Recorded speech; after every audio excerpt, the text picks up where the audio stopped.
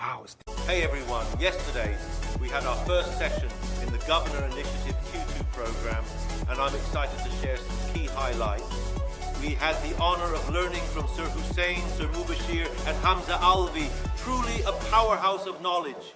We started with the fundamentals of programming using HTML, CSS and JavaScript, but what made it special was understanding how to upload a website onto a server, get a URL and send requests to the server, literally bringing our web applications to life. One of the coolest parts was using dev tools to inspect the flow between the browser and server and how single-page applications are optimized.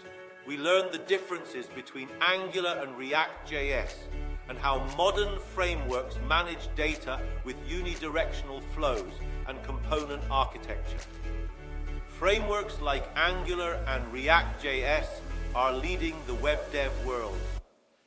While Angular follows strict standards, React came into play with a declarative approach that revolutionized UI development. One key lesson: a good engineer understands both the pros and cons of every technology.